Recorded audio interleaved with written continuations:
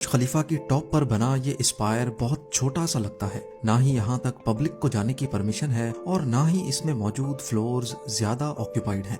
लेकिन बुर्ज खलीफा में इसकी इतनी इम्पोर्टेंस है कि अगर ये ना हो तो पूरी बिल्डिंग की मजबूती खतरे में पड़ सकती है। इसको बनाना इंजीनियरिंग टीम की मजबूरी थी और कैसे भी करके इस टास्क को कंप्लीट करना बहुत जरूरी था। ज़ेम टीवी की वीडियोस में एक बार फिर से खुशामदीद। नाजरीन, बुर्ज खलीफा का ये स्पायर अपने आप में एक स्काई स्क्रैपर से कम नहीं है। जितनी सिर्फ इस स्पायर की हाइट है, इतना बड़ा स्काई स्क्रैपर तो दुनिया की आधी से ज्यादा कंट्रीज में भी नहीं है।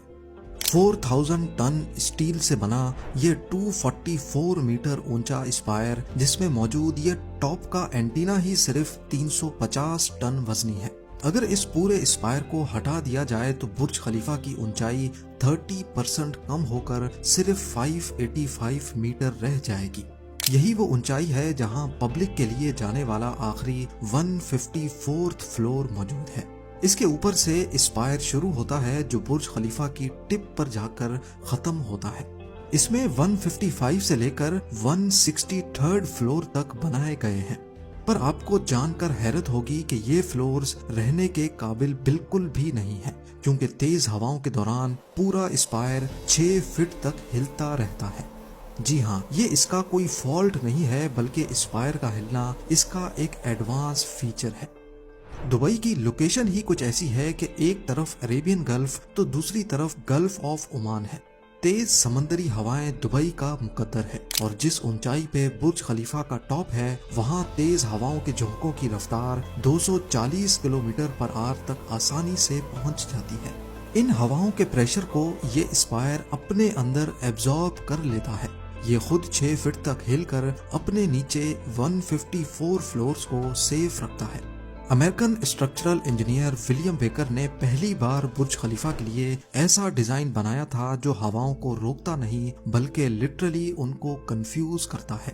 तेज हवाएं जब स्ट्रक्चर से टकराती हैं तो एनर्जी जनरेट होती है। इस एनर्जी को कहीं ना कहीं से निकलना जरूर है। बुर्ज खलीफा के 154 फ्लोर्स एक मेन बटरस कोर के साथ कनेक्टेड है। अगर ये एनर्जी इस मेन कोर में जाकर निकलेगी तो कंक्रीट में क्रैक्स भी पड़ सकते हैं। इसी वजह से स्पायर को बटरस कोर के साथ कनेक्ट ही नहीं किया गया, बल्कि ये स्टील स्ट्रक्चर से बना हुआ है। जैसा कि आप जानते हैं कि स्टील एक फ्लेक्सिबल मेटल है। हवाओं से पैदा होने वाली एनर्जी स्पायर के स्टील स्ट्रक्चर में जाकर रिलीज हो जाती है, जिसकी वजह से बुर्ज खलीफा का टॉप हिलने लगता है। इंजीनियर्स ने इसको ऐसे डिजाइन किया है कि ये सिर्फ 6 फीट तक हिल सकता है। स्पायर बुर्ज खलीफा के लिए सिर्फ ये अकेली कुर्बानी ही नहीं देता, बल्कि स्पायर पे लगी ये डिवाइस पूरे दुबई को खतरनाक आसमानी बिजली से भी बचाती है। दुनिया के सबसे ऊंचे स्काई स्क्रैपर के टॉप पे लगी ये डिवाइस एक लाइटनिंग अरेस्टर है। इसमें एक छोटा सा सेंसर लगा है जो अपने आसपास बादलों में एक्टिव चार्ज को डिटेक्ट करता है और लाइटनिंग अरेस्टर इसका ऑपोजिट चार्ज जनरेट करके लाइटनिंग को अपनी तरफ अट्रैक्ट करता है। फिर स्टील वायर के जरिए करोड़ों वोल्ट्स के चार्ज को सेफली पूरी बिल्डिंग को बचाता हुआ जमीन के अंदर ले जाता है। क्योंकि स्पायर पे लगा ये लाइटनिंग अरेस्टर बाकी बिल्डिंग्स के मुकाबले में सबसे ऊपर है, इसी वजह से ये ना सिर्फ बुर्ज खलीफा को बल्कि पूरे दुबई को करोड़ों वोल्ट्स के करंट से बचाता है। अभी तक ये लाइटनिंग अरेस्टर 16 से 20 मर्तबा अपना काम परफेक्टली सर अंजाम दे चुका है। हर लाइटनिंग स्ट्राइक के बाद इसमें लगी ये छोटी सी बैटरी चेंज करने के लिए इसके टॉप पर जाना पड़ता है। जैसा कि आप जानते हैं कि दुबई रेत के तूफान और तेज हवाओं की लपेट में आता रहा है, जिनकी रफ्तार ग्राउंड पर ही 100 किलोमीटर पर आवर तक पहुंच जाती है। इतनी तेज हवाएं ऊंचे स्काई स्क्रैपर्स के लिए एक बहुत बड़ा मसला है। न्यूयॉर्क सिटी के करीब मिड टाउन मैनहट्टन में सिर्फ 279 मीटर ऊंचा सिटी ग्रुप सेंटर मौजूद है। 1978 में कंस्ट्रक्शन के बाद इसके डिजाइन में एक बहुत बड़ा इंजीनियरिंग फ्लॉ पकड़ा गया। प्रिंसटन यूनिवर्सिटी के एक इंजीनियरिंग स्टूडेंट ने नोटिस किया कि सिटी ग्रुप सेंटर तेज हवाओं का लोड बर्दाश्त नहीं कर पाएगा। तेज हवाओं का सिर्फ 25% ही सिटी ग्रुप सेंटर को आसानी से गिरा सकता था। ये फ्लॉ जब बिल्डिंग के डिजाइनर तक पहुंचा तो उन्होंने फौरन कुछ कैलकुलेशंस की और इंजीनियरिंग स्टूडेंट की बात से इत्तफाक किया। کہا جاتا ہے کہ اس معاملے کو راز رکھ کر بلڈنگ میں مینٹیننس کے نام پہ ایکسٹرا ڈیمپرز ایڈ کیے گئے اور یہ بات کئی سالوں تک ڈسکلوز نہیں کی گئی تھی۔ جب تیز ہوائیں کسی بھی بلڈنگ سے ٹکراتی ہیں تو بلڈنگ کی بیک سائڈ پہ روٹرز پیدا ہوتے ہیں جن کو وورٹسز بھی کہا جاتا ہے۔ یہ وورٹسز لو ایئر پریشر کے پاکٹس ہوتے ہیں جو بلڈنگ کو سائیڈ ویز ہلاتے ہیں۔ ایک بار بلڈنگ تھوڑی سی بھی ہلنا شروع ہو جائے تو یہ وورٹسز اس موومنٹ کو بہت زیادہ بڑھا دیتے ہیں۔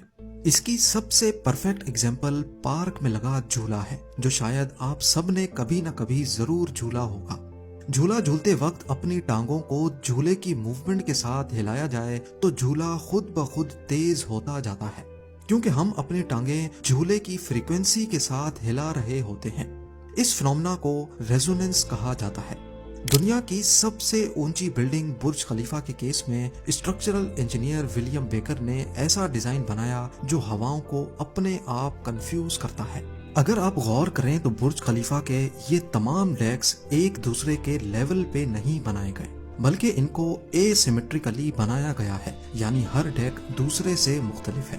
اس کی وجہ سے جب ہوا برج خلیفہ سے ٹکراتی ہے تو اس کے ہر فلور کے پیچھے پیدا ہونے والے روٹر یا وورٹسز بھی ایک دوسرے سے ڈیفرنٹ ہوتے ہیں، یعنی ان کی فریکوینسی ٹاور کی فریکوینسی سے میچ نہیں کر پاتی۔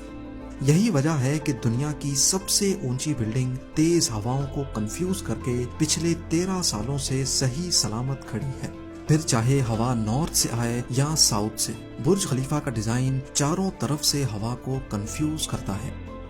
نارملی کسی بھی کنسٹرکشن پروجیکٹ بننے سے پہلے اس کا کمپلیٹ ڈیزائن پہلے تیار کیا جاتا ہے، لیکن برج خلیفہ کی کنسٹرکشن کے دوران کسی کو بھی معلوم نہیں تھا کہ یہ ٹاور کتنی اونچائی تک جائے گا۔ سب سے پہلے اس کی پروپوز ہائٹ 530 میٹرز تھی، کیونکہ 2003 میں جب برج خلیفہ کی کنسٹرکشن سٹارٹ ہوئی اس وقت تائیوان میں ٹائیپائی 101 کی کنسٹرکشن اپنے آخری فیز میں تھی۔ ٹائیپائی 101 کی ہائٹ 508 میٹرز رکھی گئی تھی، اسی لیے برج خلیفہ کو پہلے 530 میٹرز تک بنانے کا ارادہ کیا گیا تھا، لیکن بعد میں یہ سوچا گیا کہ 530 میٹرز کے ورلڈ ریکارڈ کو کوئی بھی آسانی سے توڑ سکتا ہے۔ اسی لیے برج خلیفہ کی کنسٹرکشن کے دوران انہوں نے فیصلہ کیا کہ وہ ٹاور کی ایکچوئل ہائٹ کنسٹرکشن کمپلیٹ ہونے تک ڈسکلوز نہیں کریں گے، بلکہ امار پراپرٹیز نے آخر تک دنیا کو کنفیوژن میں ہی رکھا۔ 2003 میں بتایا گیا کہ برج دبئی، جو کہ برج خلیفہ کا پہلا نام تھا، اس کی ہائٹ 530 میٹرز ہوگی۔ 2004 میں بتایا گیا کہ اب اس کو 570 میٹرز تک بنایا جائے گا۔ 2005 میں 710 میٹر، 2006 میں 800 میٹر، دوبارہ 2006 میں 818 میٹر کی ہائٹ بتائی گئی، اور آخر میں جب کنسٹرکشن کمپلیٹ ہوئی تو 828 میٹر پہ لا کر اس کو روکا گیا۔ یہی وجہ تھی کہ برج خلیفہ کی کنسٹرکشن کے دوران پروپوز ہونے والے دوسرے ٹائیپائی 101 سے بھی اونچے پروجیکٹس کبھی بھی ورلڈ ٹالسٹ بلڈنگ کا ٹائٹل اپنے نام نہیں کر سکے۔ برج خلیفہ کی انہی انپریڈکٹیبل ویریشنز کی وجہ سے امار پراپرٹیز، جنہوں نے انیشلی یہ پروجیکٹ پرپوز کیا تھا، ان کو فائنینشیل پرابلمز کا سامنا کرنا پڑا، کیونکہ انہوں نے جو بجٹ رکھا تھا وہ اس کی ہائٹ بڑھنے کے ساتھ ساتھ ختم ہوتا جا رہا تھا۔ بات یہاں تک پہنچ گئی کہ برج خلیفہ کی کنسٹرکشن کو ہی روکنا پڑا۔ پھر ابو دھابی کے رولر شیخ خلیفہ بن زائد ال نہیان نے پروجیکٹ کو فنڈ کر کے اس کو دوبارہ زندہ کیا۔ یہی وہ پوائنٹ تھا جب برج دبئی کا نام چینج کر کے برج خلیفہ رکھا گیا۔ برج خلیفہ کے بعد ورلڈ ٹالسٹ بلڈنگ کا ٹائٹل اپنے نام کرنے کی ریس میں کئی پروجیکٹس اناؤنس ہوئے اور کنسٹرکشن بھی سٹارٹ ہوئی، لیکن ابھی تک کوئی امید نہیں کہ یہ ٹائٹل دبئی سے کوئی چھین پائے گا۔ سعودی عرب کے جدہ ٹاور کی کنسٹرکشن پچھلے کئی سالوں سے بند پڑی ہے۔ کویت نے برج مبارک کے نام سے 1 کلومیٹر اونچی بلڈنگ بنانے کا پلان بنایا ہے، لیکن اس پلان کے بعد اس کی کوئی اپڈیٹ نہیں آئی۔ حتیٰ کہ نکیل پراپرٹیز نے دبئی میں ہی ایک پروجیکٹ نکیل ٹاور کے نام سے لانچ کیا تھا، جس کی ہائٹ 1000 میٹر سے بھی زیادہ بتائی جا رہی تھی۔ 2009 میں اس کی کنسٹرکشن بھی سٹارٹ ہوئی، لیکن اگلے ہی سال یہ پروجیکٹ بند کر دیا گیا۔ برج خلیفہ پر ٹوٹل $1.5 بلین کا خرچہ ہوا تھا، جو کہ قریب 12,300 کروڑ روپے بنتے ہیں۔ آج ہر روز 8 سے 10,000 ٹورسٹ برج خلیفہ کو وزٹ کرتے ہیں۔